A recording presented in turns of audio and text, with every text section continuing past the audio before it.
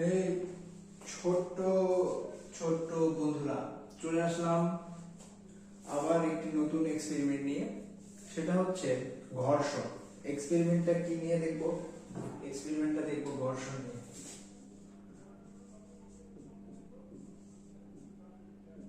আমরা সবাই হয়তো শুনেছি ঘর্ষণ, তাই না? নাম শুনছো কেউ? তোমরা নাম শুনছো? ফ্রিকশন নাম শুনছো কোনোদিন?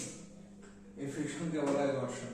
ঘর্ষণের কাছে কারণে আমি এখন দাঁড়ায় আছি, কথা বলতেছি, ঠিক আছে, মার্কার দিয়ে লিখতে পারতেছি, সবকিছু ঘর্ষণের জন্য। তো ঘর্ষণের যে এক্সপেরিমেন্টটা সেটা দেখো। আমার কাছে দুটো বস্তু আছে, একটা হচ্ছে ভারী বস্তু, একটা জাস্ট নর্মাল কাগজ। এটা পরীক্ষার প্রশ্ন, কাজে লাগে না, তেমন কাজে না। এটা আমার ডায়েরি আর এটা আমার পরীক্ষার প্রশ্ন, জাস্ট নর্মাল সিঙ্গেল পেজের। তো প্রথমে আমরা কি করব? অবশ্যই রুমের ভিতরে বাতাস আছে, বাতাস না থাকলে তো নিঃশ্বাস নেওয়া কষ্টকর হয়ে যেত। এখন দেখো, এই দুইটা বস্তু আমি ঠিক একই হাইট থেকে ছেড়ে দিব, তো কোন বস্তুটা আগে পড়বে কে বলতে পারবা? জানি কেউ পারবা না, পড়াশোনা তো করো না। দেখো, এই বস্তুটাকে যখন ছেড়ে দিব তখন অবশ্যই এই বস্তুটা আগে পড়বে। অবশ্যই না, এই বস্তুটাই আগে পড়বে। তো দেখো, যখন আমি একই হাইট থেকে দুইটাকে ছেড়ে দিব, তো আমার এই বস্তুটা অবশ্যই আগে পড়ছে, উঠে এই বস্তুটা অবশ্যই আগে পড়ছে। এখন আমরা কি করব? এখন আমরা নরমাল একটা কাজ করব, সেটা হচ্ছে বস্তুটাকে আগে বলছিলাম কোনো কাজ না। তো এই বস্তুটাকে আমরা কি করলাম? চুপসে ছোট বানালাম, একটা বলের মতো বানাইছি, ঠিক আছে। এখন এই দুইটা বস্তুকে আমরা একসাথে ফেলে দিব। তো এবার কোনটা আগে পড়বে? অবশ্যই ডায়রি আগে পড়বে না, এটা আগে পড়বে না, এবার দুইটা একসাথে পড়বে। দেখতে চাও কেন এরকম হলো? সেটার জন্য আমাদের জানতে হবে ঘর্ষণ কি। বাতাসের বাধা। কিসের বাধা? বাতাসের বাধা।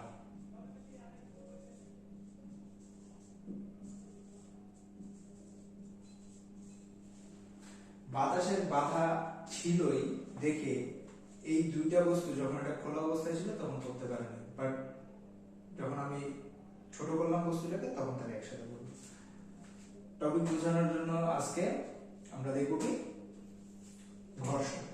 আজকে তোমাদেরকে শেখানো হবে কাজ ক্ষমতা শক্তি অধ্যায়ে ঘর্ষণ টপিক। ঘর্ষণ কি? ফ্রিকশন। What is friction? ঘর্ষণ। তো শুরু করি। টপিকের নাম হচ্ছে ফ্রিকশন।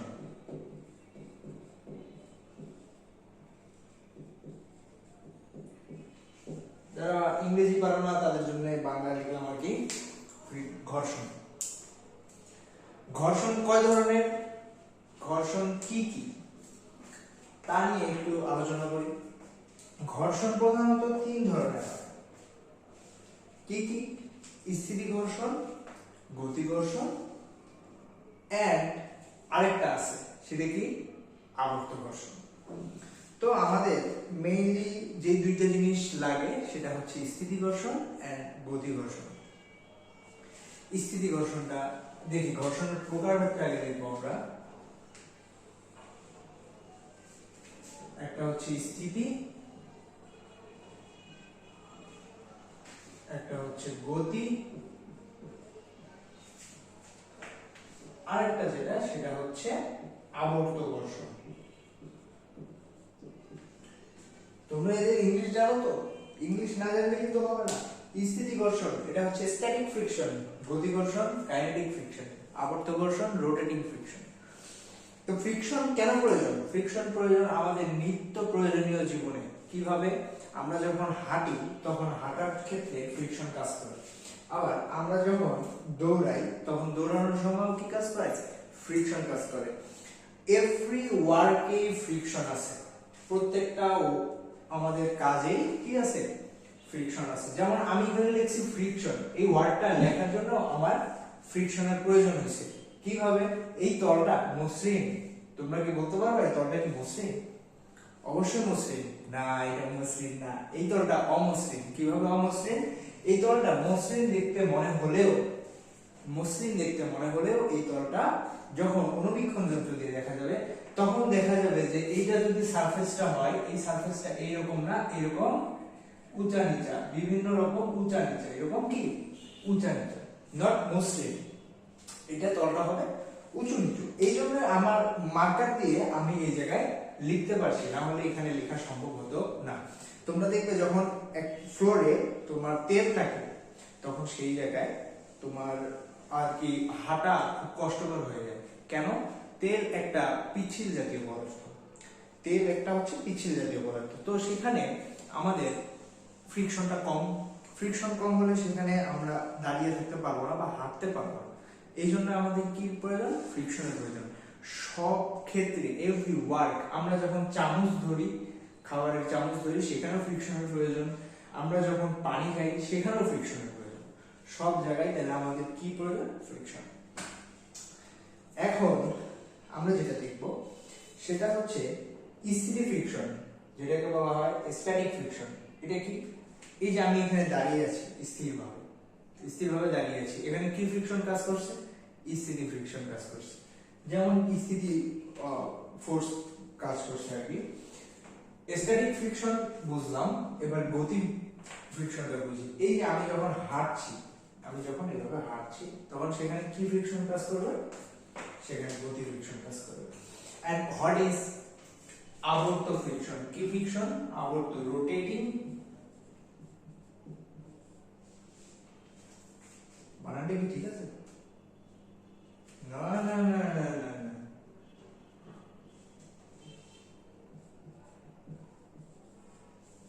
এবার ঠিক আছে। Rotating friction. তো এই ফ্রিকশনটা কোন ক্ষেত্রে? এই ফ্রিকশনটা কাজ করে এরকম গোলাকার বস্তুর জন্য। এরকম গোলাকার বস্তু যখন একটা সারফেস দিয়ে, যেমন আমার হাতটা যদি এখানে সারফেস হয়, যখন গোলাকার বস্তুটা এরকম হাতে যখন এরকম চলবে তখন সেখানে যে ফ্রিকশনটা কাজ করে সেই ফ্রিকশনটার নাম হচ্ছে কি? Rotating friction. এখন গতি ফ্রিকশন, মনে করো একটা গাড়ি চলছে কিছু সময় পরে গাড়িটা অটোমেটিক থেমে গেল, ব্রেক প্রয়োগ করতে হলো না, অটোমেটিক থেমে গেল। কিভাবে? এখানে তোমার গতি ঘর্ষণ কাজ করে এবং আবর্ত ঘর্ষণটাও কিছু একটু হলেও কাজ করে। আবর্ত ঘর্ষণটাই মেইনলি কাজ করে, কারণ চাকাটা কি গোল, চাকাটা গোল না, একটা সারফেস দিয়ে যাচ্ছে, সেখানে কি ফ্রিকশন কাজ করবে? আবর্ত ফ্রিকশন। আবার বাতাসের বাধা আছে, সেই ক্ষেত্রে আমাদের কি ফ্রিকশন কাজ করে? গতি ফ্রিকশন। আর স্থিতি ফ্রিকশন তো আমি বুঝালাম।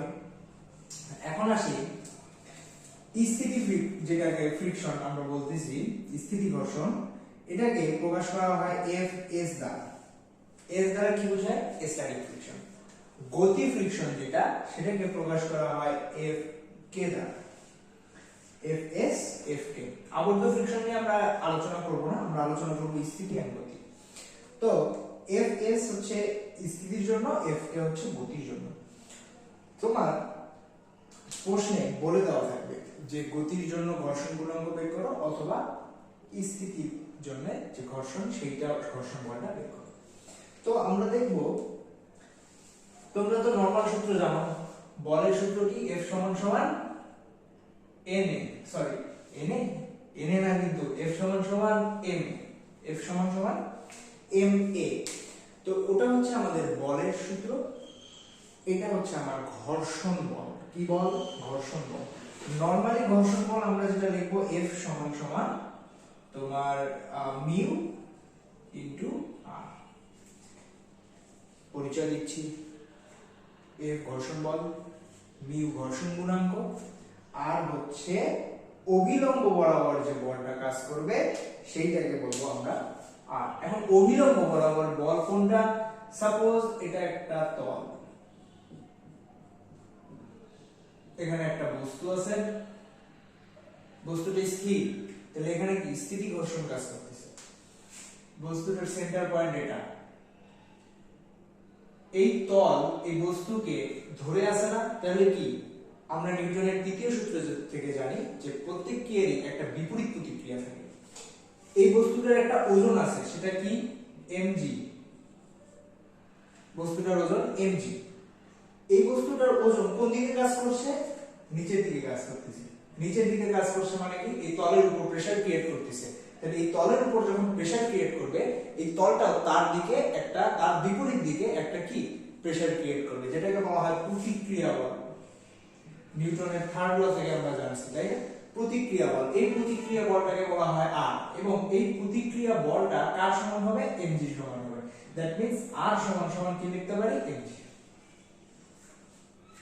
r সমান সমান কি লেখা যায়? mg। এটুকু তো বুঝতে পারছি। এখন আসি এটা হচ্ছে আমাদের কি ঘর্ষণ গুণাঙ্ক, কনস্ট্যান্ট ভ্যালু। কি ভ্যালু?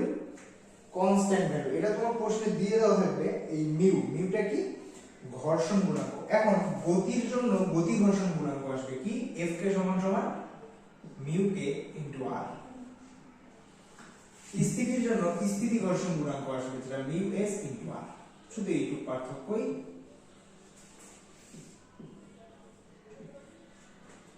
আমাদের স্থিতি ঘর্ষণ গতি ঘর্ষণের ক্ষেত্রে। এখন তোমরা কি আমাকে কেউ বলতে পারবা যে সাপোজ আমি একটা বলকে উপর থেকে নিচে ফেললাম, আমি একটা বলকে উপর থেকে নিচে ফেললাম, এখানে কয় ধরনের ঘর্ষণ কাজ করবে? কেউ কি বলতে পারবা আমাকে এখানে কয় ধরনের ঘর্ষণ কাজ করছে? একটা বলকে যদি উপর থেকে নিচে ফেলে দেওয়া হয়, সাপোজ ধরো এটা আমার গ্রাউন্ড, আমি একটা বলকে উপর থেকে নিচে জাস্ট ফেলে দিলাম, এখানে নরমাল সিচুয়েশনে একটা খোলা পরিবেশে আমি একটা বলকে উপর থেকে নিচে ফেললাম, এখানে কি কি কাজ করছে? আমাদের যে সূত্র সেটা কি? r equals to গ্র্যাভিটি, যে সূত্রটা g, গ্র্যাভিটি, তাই না? উপর থেকে যখন নিচে পড়ে তার কত করে বাড়ার কথা গতি? 9.8 ms ইনভার্স 2। মানে প্রত্যেক সেকেন্ডে 9 ms inverse 1 metre per second করে বাড়বে।